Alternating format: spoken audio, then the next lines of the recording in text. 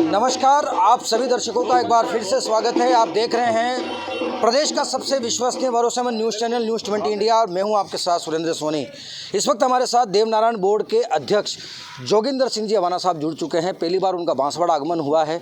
निश्चित तौर पर आज कहीं न कहीं ऐसी बड़ी कोई सौगातें होगी और एमबीसी और ओबीसी वर्ग की जो तमाम मांगे हैं उन मांगों पर भी मंथन किया जाएगा। सर, सबसे पहले न्यूज़ 20 इंडिया चैनल में स्वागत है। बहुत धन्यवाद। सर, लगातार बड़ा पद दिया है गहलोत सरकार ने।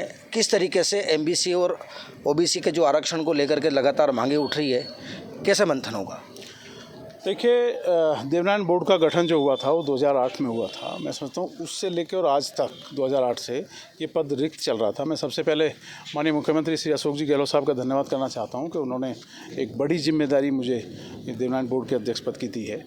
और देवनारायण बोर्ड की स्थिति जिस तरह से मैंने सारी चीज़ों को बहुत बारीकी से देखा और अलग अलग ज़िलों में लगभग हम अभी तक 17-18 ज़िले कर चुके हैं और वहाँ लोगों की जो हमने राय जाननी चाहिए वो एक निचोड़ ये निकला कि जिस तरह से एक परिवार बिना मुखिया के होता है, तो ये देवनारायण बोर्ड की भी स्थिति ये है।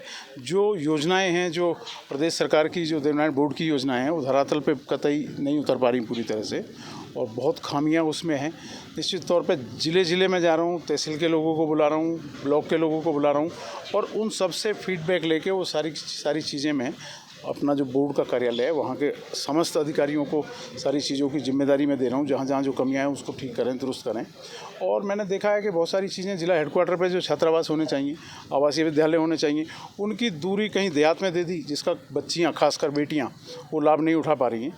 तो इस तरह की बहुत सारी चीज़ें हैं। अभी मैं गया यहाँ एक अच्छी मीटिंग प्रतापगढ़ में, स्थानीय विधायक जो हमारे साथी हैं रामलाल जी मीणा जी, उन्होंने कराई। वहाँ भी मैं अभी एक छात्रावास की घोषणा करके आया हूँ और मैं समझता हूँ कि बच्चों को पढ़ाने के साथ साथ उनको अच्छे संस्कार देने की भी आवश्यकता है। और पिछले दिनों जिस तरह आपने देखा कि भारतीय जनता पार्टी की सरकार थी और उसमें 72-73 लोग शहीद हुए, उसके बाद भी आरक्षण बीजेपी के लोगों ने नहीं दिया। लेकिन मैं शुक्रगुजार हूँ, पूरा एमबीसी समाज शुक्रगुजार है कांग्रेस की सरकार का, आदरणीय मुख्यमंत्री श्री अशोक जी गहलोत साहब का, कि उन्होंने 72 डंडे नहीं चलवाए। उसके बाद भी चाहे वो पहले 1% का आरक्षण दिया हो या बाद में 4% का आरक्षण दिया हो, 5% आरक्षण अगर किसी ने दिया तो अशोक गहलोत साहब की सरकार ने दिया। सर, लगातार देखा जा रहा है कि आरक्षण सिर्फ कागजों में दौड़ रहा है, धरातल पर ये कहीं न कहीं लागू नहीं हो रहा है। तो अब धरातल पर एक बड़ी जिम्मेदारी आपके कंधों पर है, तो इसको किस तरीके से आप धरातल पर लागू करेंगे?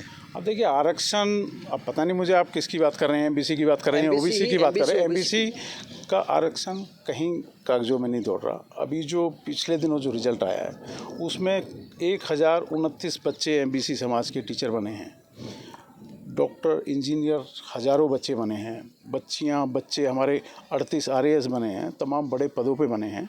तो निश्चित तौर पे इसका लाभ तो हमें मिल रहा है। लेकिन जो आपने अभी बात कही ओबीसी के आरक्षण की, उसमें ज़रूर कुछ चीज़ें हैं, अभी साथियों ने भी जो अभी मिलके बताई, उस चीज़ के लिए हम जितने साथी हैं, विधायक साथी हैं एमबीसी समाज के, ओबीसी समाज के, माननीय मुख्यमंत्री जी से बात करेंगे। सर, लगातार जिस तरीके से सीएम साहब ने आदेश कर रखे हैं कि जिन्होंने को बड़ा पद दिया है तो लगातार डोर टू डोर दौरा भी कर रहे हैं, तो सर क्या लग रहा है कि किस 2023 के चुनावों को लेकर के भी आपके दौरे को देखा जाएगा?